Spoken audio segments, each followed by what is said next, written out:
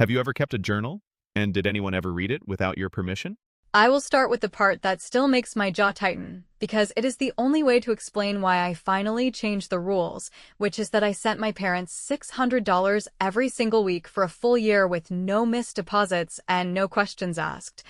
And then they got on a plane to Hawaii without telling me, and when I found out and called, my dad said in that flat, managerial tone that he likes to use when he wants to win a point without raising his voice, that it was not my place to come, and the day after that my phone lit up with their numbers over and over until it felt like the screen might burn in the shape of their names.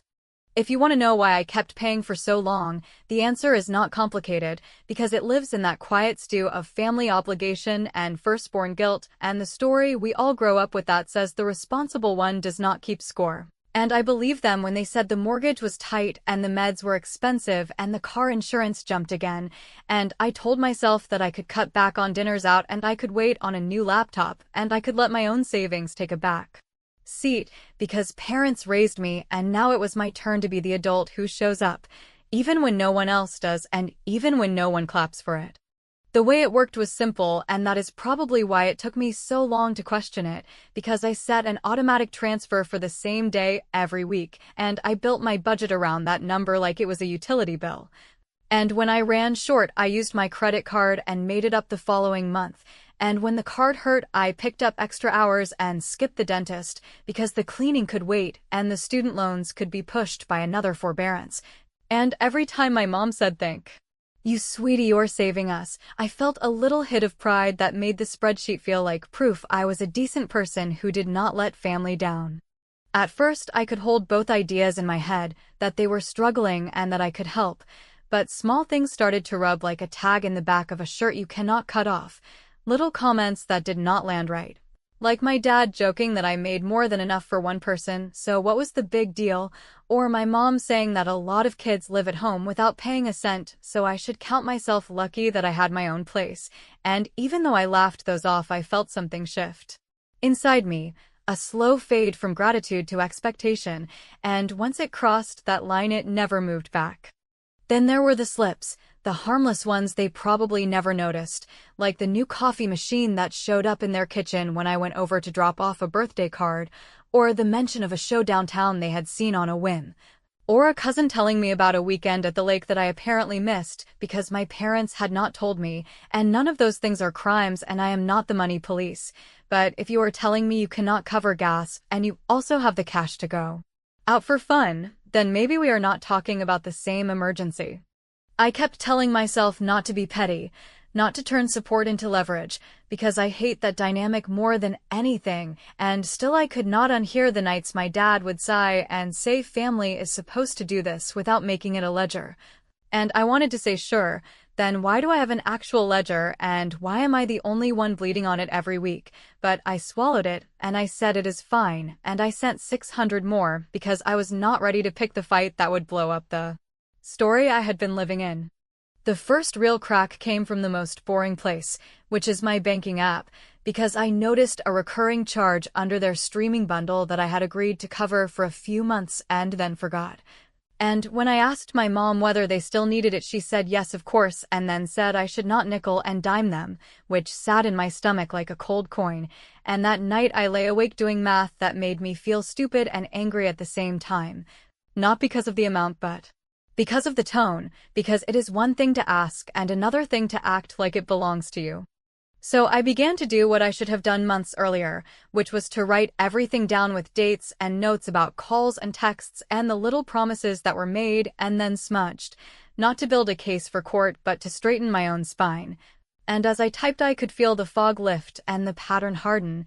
a neat row of weeks that looked a lot like a year of me running on fumes while two people I love acted like I was a vending machine they could bump when it slowed down. When the Hawaii thing surfaced, it did not come out of a big reveal. It arrived sideways the way family secrets usually do, through a half comment from my aunt about how my parents finally took a real vacation and how they deserved it after such a stressful season. And I heard my own voice answer something normal and bland while my brain did flips, because no one had said a word to me, and there was that word finally, as if the weekly deposits that kept their budget afloat were a normal background hum rather than a specific sacrifice coming from one person they had cut out of the celebration. I called and I asked directly, and my dad delivered the line I will never forget, that it was not my place to come, which did not just sting, it rewrote the whole narrative in one sentence. Because if it was not my place to join them, then what did they think my place was exactly? And the feeling I had in that second was not heartbreak so much as a clean snap. The way a branch gives, and you know it will not knit back together, because the fibers are done pretending. I did not yell, and I did not beg, and I did not try to sell them on my hurt, because I have learned that once someone shows you how they rank you, you gain nothing by arguing with the scoreboard. And instead, I took a kind of quiet revenge that did not require permission or confession, which was to open my laptop, cancel the automatic transfer that had been feeding them since last year, set the account to manual approval, remove the extra line on my phone plan that they had forgotten I was still paying for, and switch the streaming bundle back to my name with a hard stop on sharing, and I did all of this without a warning text or a speech, because I wanted the first lesson to arrive in the only language that had ever seemed to matter in this conversation. I closed the laptop and I made tea and I told myself that I was finally acting like an adult for me rather than for them, and I went to bed with my chest tight and my mind loud. And the next morning my screen lit up so fast that I thought the phone might fall off the table, their numbers rolling across the top one after another, and that was the moment I knew the game had changed. Because for the first time the calls were not about what I could give, but about what I had already taken away. When the missed calls stacked into a wall and the voicemails lined up like a parade I did not ask to host, I let them sit there on the screen while I made coffee and tried to decide whether I felt more angry or more relieved. Because anger meant I still believed there was something to salvage, and relief meant I had finally stopped pretending that their emergencies were automatically mine. And when I pressed play, I heard my mom first with that breathy tremble she uses when she wants to fold guilt into love, saying she did not know what happened, but the card kept declining at the hotel desk and they needed me to check my bank because maybe there was a fraud alert. And then my dad came in on the next message with the clipped tone of a supervisor giving a warning, insisting that this was not the time for games and that the card had my name on it, so I needed to fix it immediately because they could not be embarrassed like this in front of the manager. And he did not say please, and he certainly did not say thank you for the year I had covered their life, like a quiet insurance policy that never filed a claim. I did not call back because I did not want to be drafted into their crisis, while they were still pretending that the trip was some private reward they had earned without help. So I opened my laptop and I reviewed the accounts with the same focus I use when my job gives me a deadline that cannot slip, and there it was in black and white. The authorized user card with my mom's name that I had added during a hospital scare 2 years ago and then forgot to remove because I told myself it was better to have it there for emergencies, and the pending holds from the resort lined up like little flags marking exactly how many times they had swiped without thinking about where the money actually lived. And it struck me that for all their talk about family not being a ledger, they had built a routine that only worked because I never asked them to look at the ledger at all. I called the bank, not to cause a scene and not to punish anyone, but to do what any adult does when they realize they left a door unlocked for far too long. And the rep was polite in that script way and explained the timelines and the holds and what would happen when an authorized card is removed mid-trip. And I said I understood, and I confirmed the freeze, and I asked her to add a note that the primary account holder would no longer be responsible for any new charges on that card, which is a fancy way of saying that I closed the tab on a chapter of my life that had been draining me while they posted photos in group chats that never included me.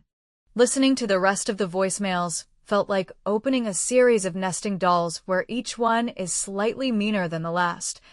Because my mom tried the soft approach again and asked if I could at least take care of their ride to the airport when they came home, since the hotel had already charged them more than expected.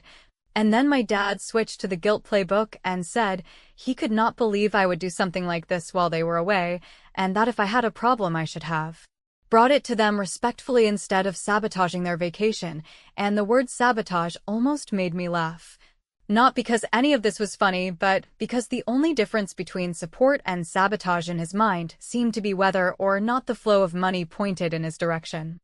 I wanted to write a text that laid out the timeline in bullet points and left no room for gaslighting, but I stopped myself because the point was not to litigate feelings in a chat bubble, and the point was definitely not to give them a fresh stage to play the martyr. So I recorded a new voicemail greeting for just their numbers that said, in a steady voice I practiced twice, that I was not available by phone and that future financial requests must come by email with a clear list of needs, dates,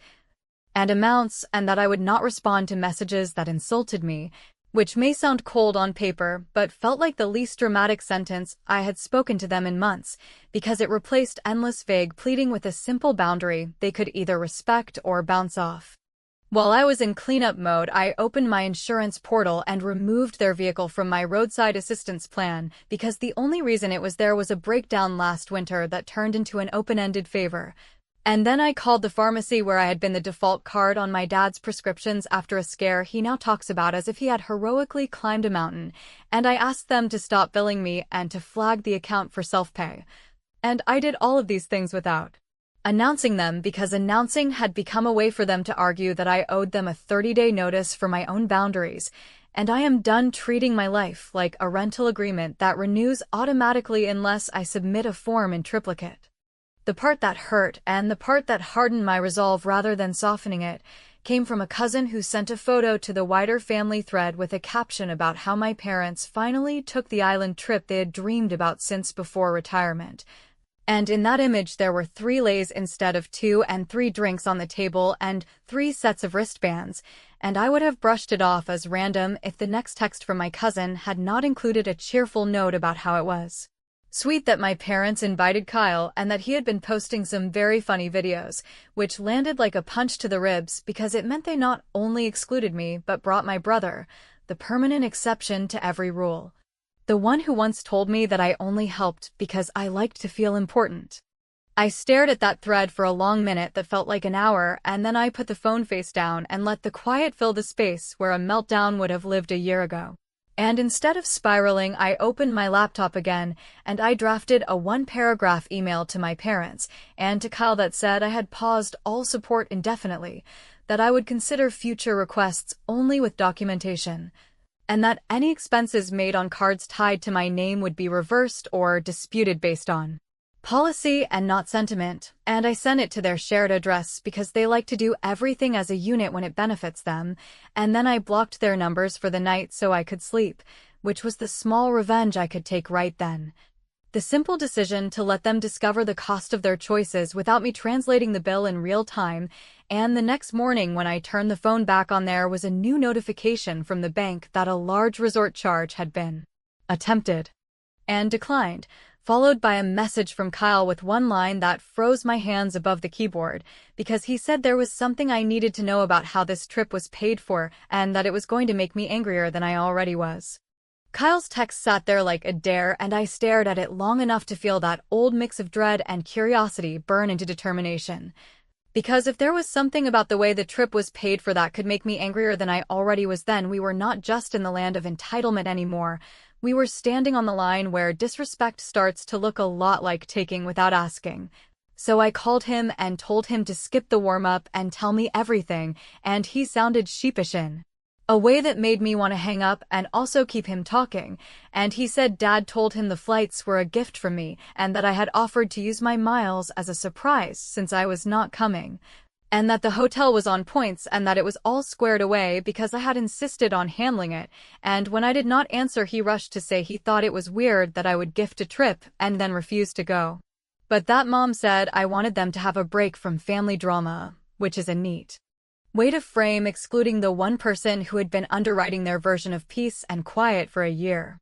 I asked how Dad could possibly book a trip out of my accounts without my help, and Kyle cleared his throat and said that months ago Mom had asked him to help her log into my airline profile because she wanted to see my status so she could brag at Christmas. And he remembered the password I use for boring things because I have used it since college, and yes, I know that is my fault. And then he said Dad had bookmarked the page on his laptop and that the same login worked for the hotel program where the points live because of that lazy thing we all do when we tell ourselves we will change it later. And by then my stomach had gone cold, not because of the miles or the points, but because it meant they had opened the door, walked through it, rearranged the furniture, and then told the neighbors I had given them the key and that I had insisted they take it on vacation. I did not yell at Kyle because he was not the architect here and because getting loud would give him a reason to retreat into the same defensive crouch my parents live in. So I told him to send me screenshots of any texts where mom or dad mentioned my gift or my blessing, and he did it right away in that flood of bubbles that make your chest hurt, and there it was in writing, dad telling him not to worry because I had finally stepped up in a big way, and mom adding that I did not want attention for it because I was embarrassed, and the level of revision baked into those words snapped something calm inside me that had been trying to negotiate with reality. So I opened my computer and I started closing every door I could find. I changed the airline password and added two-factor with a fresh number they do not have, and I removed every device listed as recognized because apparently my account had been remembered on Dad's laptop and on Kyle's tablet. And then I messaged the airline security team through the portal to document unauthorized redemptions and to request that any unused companion vouchers be voided and reissued to me at the next cycle. And the agent answered with a formulaic empathy that still felt like a small anchor, explained that flown segments could not be reversed, but that my account was now locked against third-party redemptions, and that a fraud note would require ID at the next check-in, and I thanked her and sat there breathing like I had run a mile without moving. I moved to the hotel program and changed that password and cleared all saved travelers and added a note that no one besides me could check in on points without showing my ID at the desk, which is a policy some properties ignore until they do not. And then I drilled down into the reservation history and saw the prepaid spa package and the excursion bundle and the airport transfer invoice, all purchased with the authorized user card tied to my account before I froze it, and because those items had flexible cancellation windows, I canceled them all and watched the confirmations roll in with refund notices headed back to my card. Not because I wanted to strand anyone for sport, but because I refused to pay for luxuries I was never told about. And yes, I understood that they would still swim and tan and take pictures, but the lie would have to stand on its own 2 feet without my wallet propping it up. I opened a credit bureau tab and placed a fraud alert with all 3. Then I froze my credit entirely. Then I checked my bank for any active external transfers I had forgotten and found a tiny monthly auto donation Dad had set up to a club he likes. Using my routing number from the year, I helped him fill out a form after a minor surgery, and I canceled that too and saved the screen as a PDF, and I sent myself a neat little email with subject lines for each step and receipts attached, because this revenge was not fire and fury, it was the clean audit trail of a woman who is done subsidizing people who rewrite the story to make themselves saints. When I finally called my parents, because I decided they did not get to say I never gave them a chance to hear my voice, Dad picked up and launched straight into a speech about embarrassment at the front desk and how the manager had treated him like a delinquent and how I had put them in danger by canceling things without notice. And I let him talk until he ran out of steam, and then I told him that using my miles and points without my permission was not a gift from me, it was theft dressed up in family language, and that the authorized card was gone forever, and that he would bring a card in his own name to the desk and settle the folio at checkout, and that any further costs would not be waved away with guilt or nostalgia. And then I hung up before he could spin it back, because sometimes the win is refusing the late-stage rewrite. For my last move of the day, which I wanted to be quiet and precise, I scheduled an email to the extended family that would go out the morning my parents landed. A single page with the ledger of weekly transfers, the dates of the travel point redemptions, and a brief line stating that effective immediately, I was no longer providing financial support to adults who used my accounts without consent, and I set it to send on arrival because I wanted the story and the receipts to hit at the same time.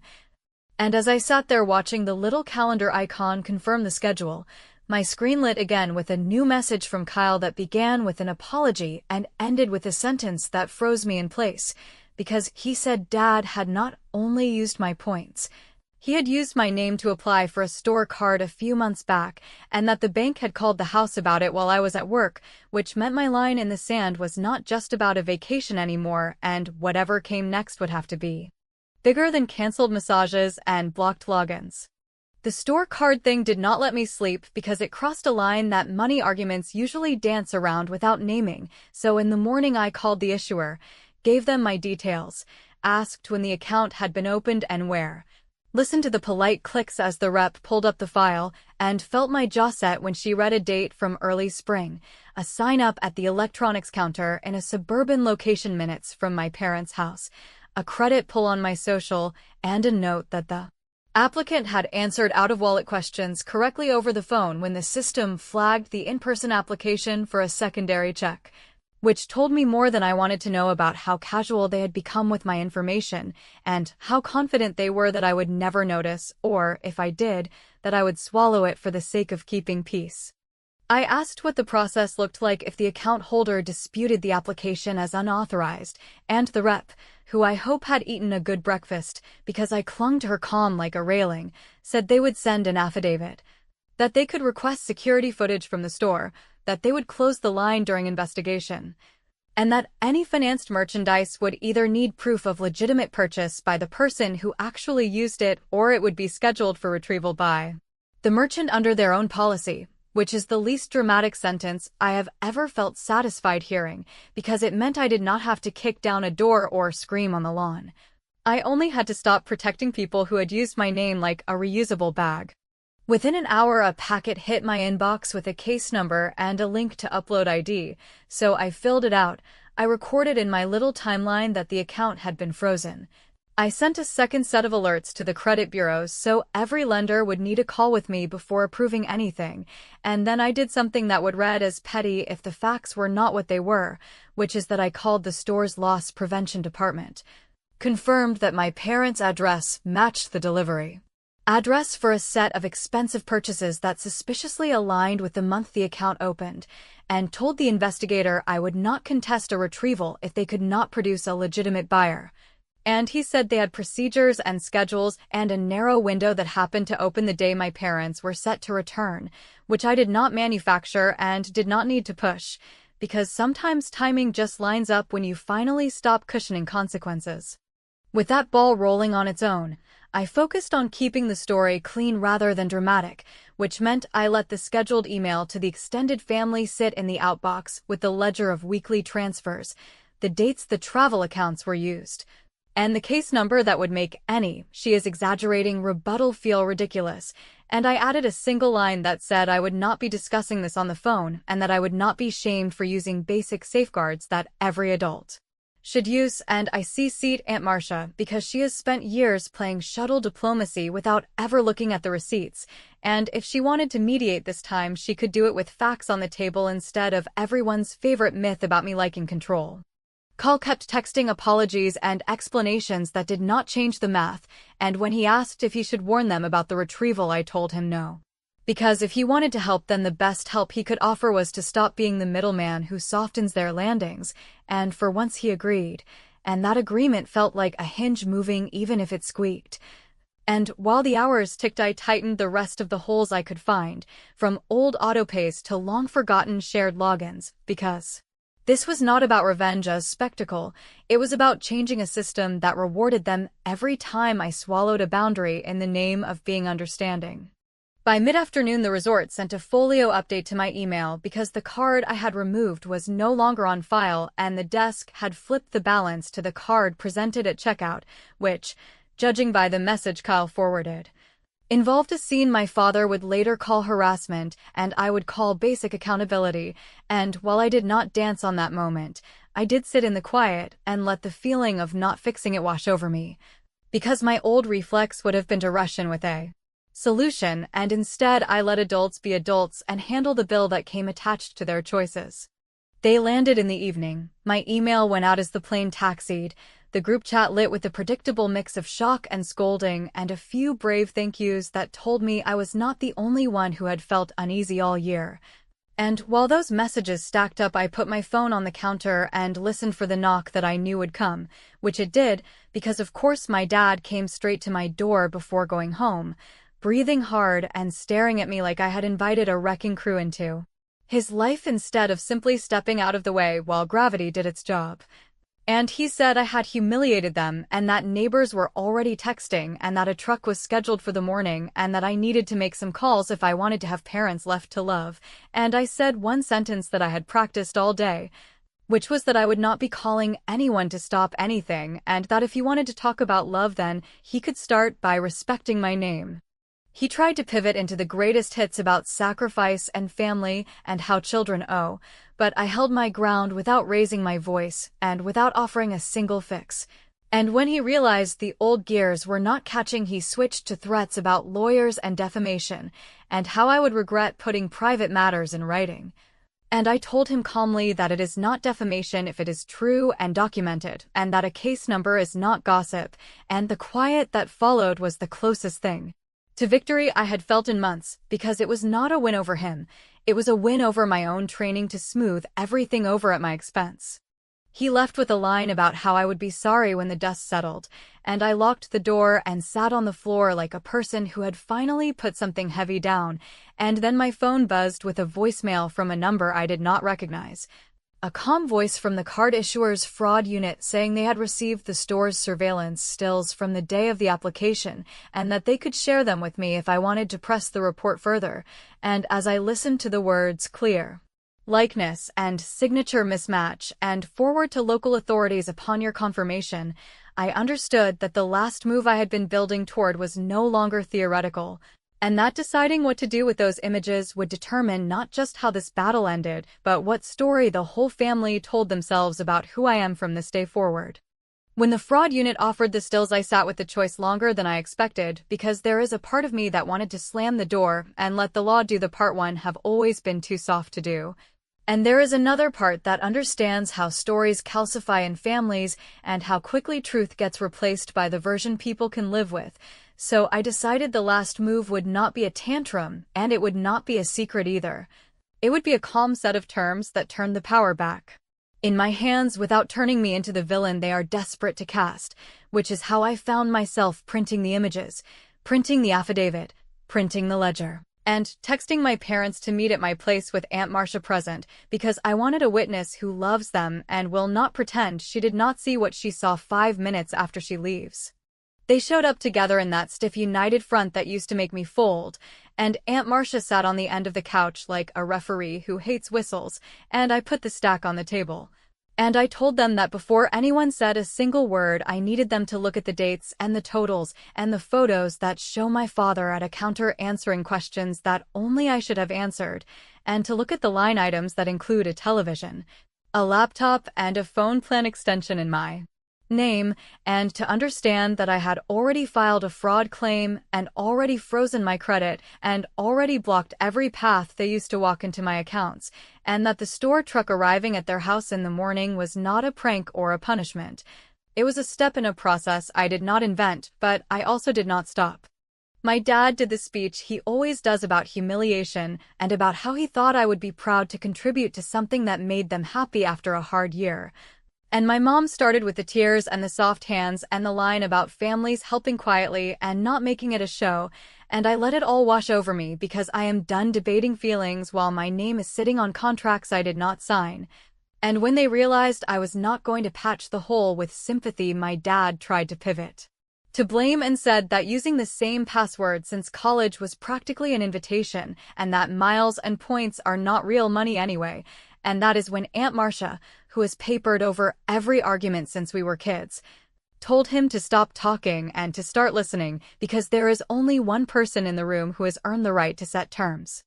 I slid 2 documents across the table with the same steadiness I used when I canceled the transfers, and I explained that I had no interest in putting either of them in handcuffs and that I also had no interest in keeping their secret so they could go back to telling the extended family that I am dramatic and ungrateful,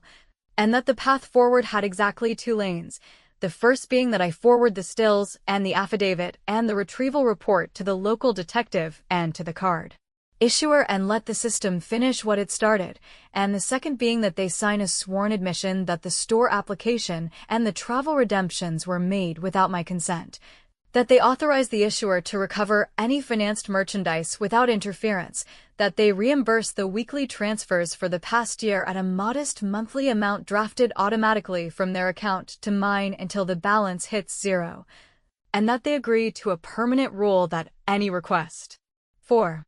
help is made by email with documentation, and that there will be no calls about money, no guilt about money, and no gossip about money, because if they want help they can try adulthood the way the rest of us do it.